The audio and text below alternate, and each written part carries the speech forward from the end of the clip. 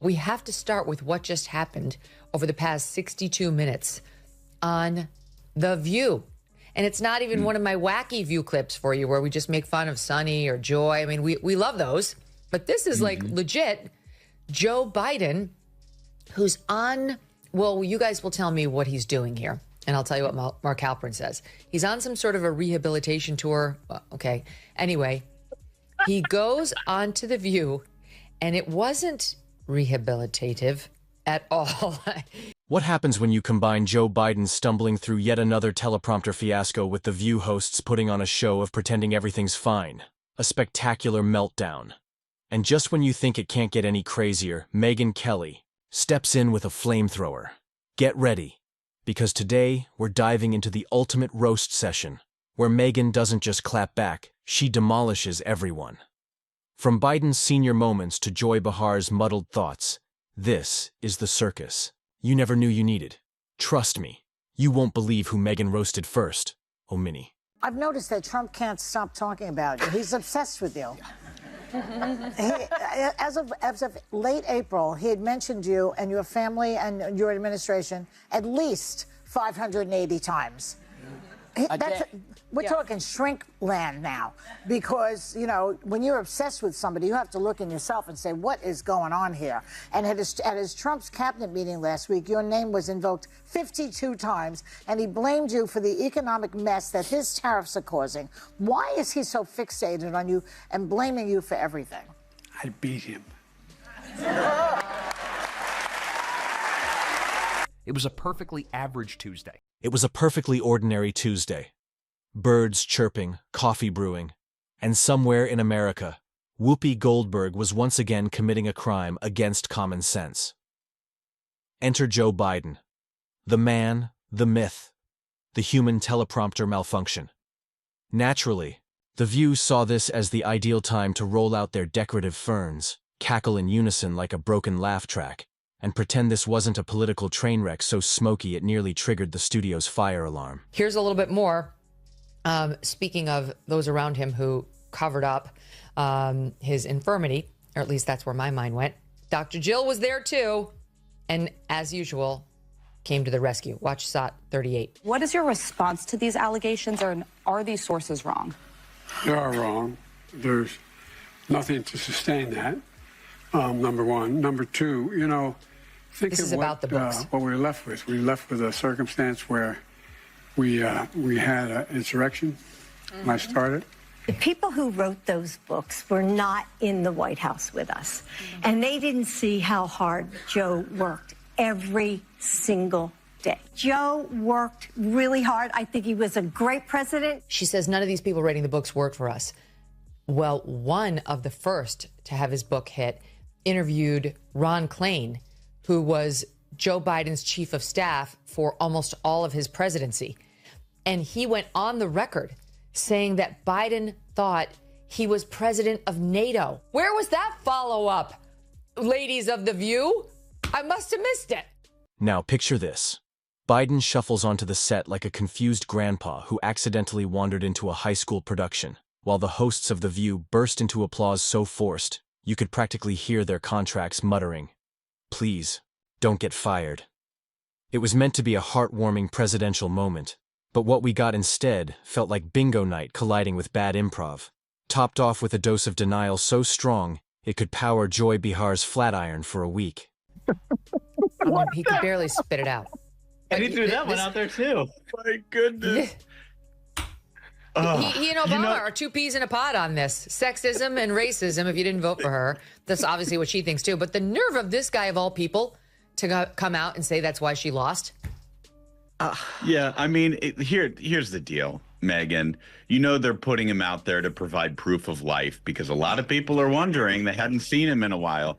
But at some point... But fear not. America's favorite, I'm not mad, just deeply disappointed media assassin Megyn Kelly was watching this glitter-coated debacle unfold with the kind of disdain usually reserved for soggy toast and TikTok life coaches. And oh, did she have thoughts. Megyn didn't just critique the episode, she torched it. She lit the set on fire, roasted the teleprompter, and salted the earth where the cue cards once lay.